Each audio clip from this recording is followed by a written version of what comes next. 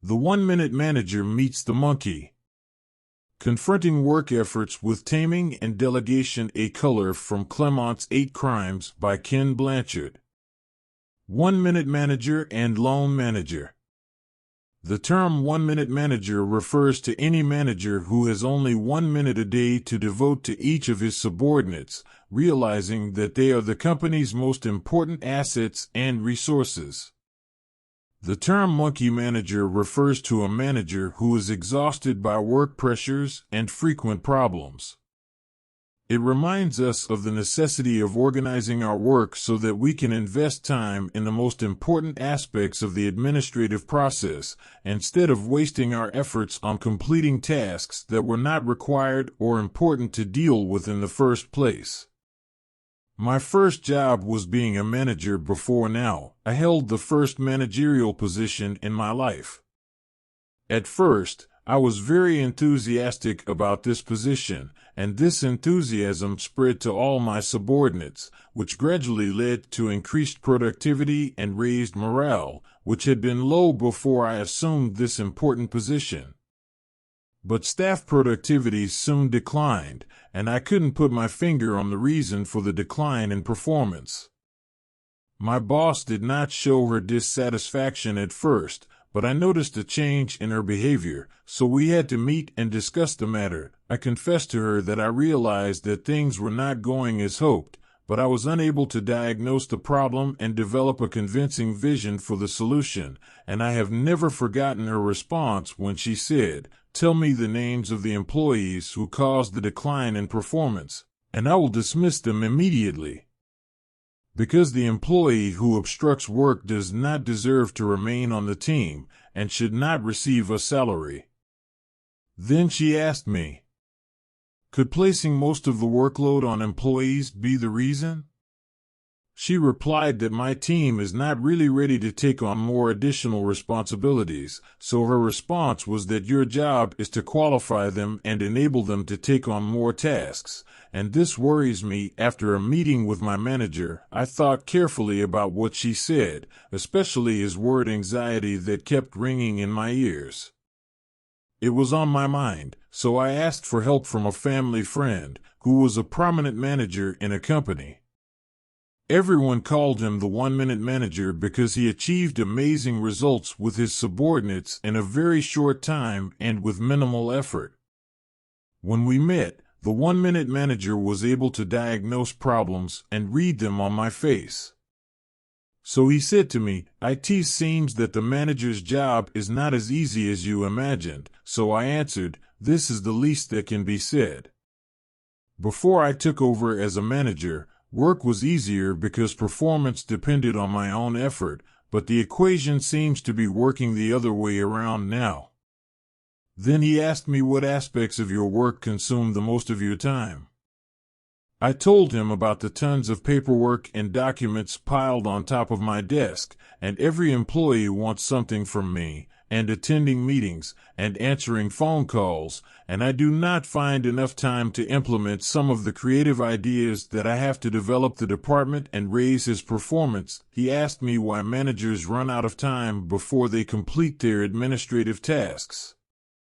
In contrast to employees who seem to have plenty of time to complete all their work, I commented that perhaps I should not complain about employees always needing me, because given the way things have been and the economic conditions recently, I derive a sense of job security and stability from the feeling that the company she cannot do without me, or my services and expertise. He stared into my eyes and said, "Your problem is loans." I laughed and told him, "You are right about the loans. My office art resembles a zoo, but what do you mean specifically?" Here he explained to me what he meant by the word monkeys. The monkey is every next step. The work is yet to be done. Suppose I am walking in one of the company's corridors, and I encounter an employee in a department who stops me and says, "Good morning, sir. Can I give you 5 minutes to consult you about something? Is there a problem facing us?" This means that I have volunteered to do 2 tasks as follows. First, I accepted the responsibility of solving the problem in place of this employee. Secondly, the employee promised to get back to him to tell him how I dealt with the problem. I admitted and said, "My office is already infested with monkeys." She jumped over the backs of the department employees, but what could I do? What should I do regarding a problem with my boss and my inability to manage time in light of the enormous work pressures and demands that come from other individuals within the company? He answered me by saying that many of the loans that jump to you over the back of your boss and your colleagues are the result of the loans. Which of your subordinates jumped at you?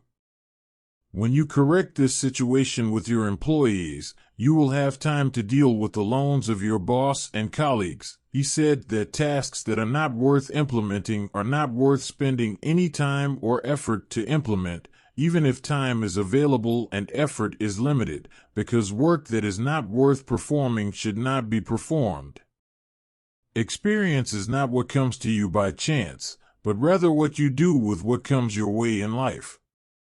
I thanked the 1-minute manager and promised to take action. The lesson I learned from the 1-minute manager was that the more I accustomed others to taking responsibility for everything on their behalf, the more they would burden me, lose their self-confidence, and lose the ability to deal successfully with their own monkeys, returning loans to their owners. I met every member of the team, and I followed the same approach with all of them. I apologized at first because I was hindering their opportunity to be creative, and I promised them that things would change radically.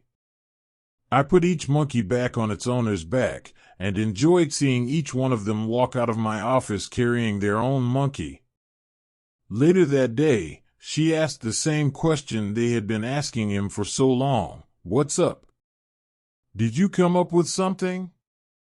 Learn the rules of monkey management?" Any dialogue between a superior and his subordinate must not end before all the monkeys have a specific description. Next steps must be determined and agreed upon. It has one employee responsible for each. Every employee has a monkey, and every monkey has a responsible person who has policies that limit her risks. All potential risks must be covered if the employee is left free to act in his own way. She has regular appointments to follow up on her condition. The appropriate time and place to follow up on the status of the loan group must be determined by the staff team, delegating and activating the employee's role. I talked about the disaster that Maha dealt with my team's loans myself, and I explained what happened after the loans were returned to them, and I will now show you how I achieved the administrative excellence that I achieved thanks to activating the role of all employees and delegating tasks to them. What is the best way to help an employee understand the difference between assignment and delegation? Although many people use the two words interchangeably without distinguishing between them, the two words differ in that the assignment includes a single monkey whose care the employee quickly ends, while the mandate includes an entire family or a herd of loans. Through training, a manager achieves this degree of delegation. The goal of training is to empower employees so that the manager can delegate his training tasks to them. I will present the best way to explain the training process through an experience I recently had with Jordan, an employee in the department. Jordan was the one who put his loans on me the most, so I consider the experience with him one of the most important achievements that I am proud of as head of a department. I realized some time ago that there was a technical problem with one of our products. Before I took any action, Jordan came to my office and briefed me on the matter. I realized at that moment that the problem might get worse and cause us to lose, but I found that he had already thought and come up with a solution to the problem, so we set an appointment for the next day.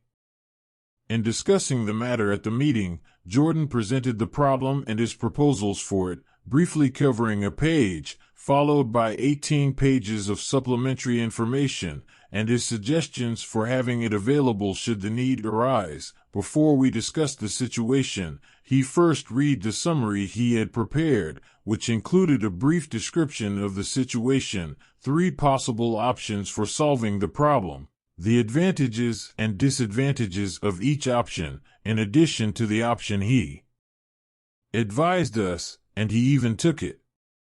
I discovered that we did not know exactly whether the source of the problem was the product produced by our company or accessory products produced by other companies, so the solution proposed by Gordon was to first investigate the nature of the problem and determine its size, and then take the necessary measures to treat it. It was clear that Gordon had covered all the details regarding the technical side of the problem, and I was pleased and grateful. Ali finished this himself. My colleague had determined what needed to be done, by whom, the appropriate timing, the cost that our company would bear, and all the resources that we would need. However, there was a hidden snag. He had not considered the impact his proposal would have on sales, customers, and senior management, so I explained to him how deeply interested I was in the reaction of 2 of the company's religious leaders. He must adopt and support his proposal. Jardali confirmed that he could convince the 2 vice presidents to support the project, so I asked him to meet with them so that Ma could inform him of his plans, consult Ma, and then return to me before he began implementation. When we met again, he told me that despite his desperate attempts, one of the representatives had his reservations. Then he suggested that I speak with this representative myself, so I told him okay, but you must come with me to see how I behave and help me as much as possible. After 2 meetings with this representative and doing some simple modifications to Gordon's plan solved the matter and eliminated the last obstacle to my desire to entrust the project to Jordan, during which he succeeded in dealing with 10 loans. Experiment analysis. I will now analyze that experience and explain the various aspects that enabled me to practice delegation, and I will focus in particular on who does the work. First, I cannot delegate until I release my anxiety and fears. Jordan helped me overcome my fears by convincing me that he could handle most aspects of the problem on his own without my help. Secondly, I cannot delegate unless the employee knows exactly what must be done, but before that someone must determine what must be done, and this is my job. I determine what is required to be done, then I tell the employees about it. For Gordon, he was able, on his own, to determine what was required, and then convinced me with evidence that he was right, thus saving me a lot. Thirdly, it is foolish for me to delegate tasks to an employee without providing him with the required resources, such as information, time, money, and individuals who will help him achieve his vision, as well as delegating powers and authorities to him. The GOAT allows him to implement his ideas. Who better than Jordan to identify the resources he needs? For this reason, he took the initiative to identify these resources himself and arranged to obtain them without asking for my help, unless the situation requires intervention. Fourth, I cannot assign a project to an employee unless I am sure that the terms of cost, time, quantity, and quality are met and acceptable. If I leave these matters unaddressed, I will be giving up his right to manage the project. In order to agree on performance standards, we must first define them. This means that someone must be responsible for setting these standards, and such an individual must be aware of what they should be. Those standards, and Jordan was the right person, and he convinced me to agree with the standards he set. Fifth, the more commitment employees show, the more they will be empowered to take on more responsibility for different projects and tasks. Jordan was committed.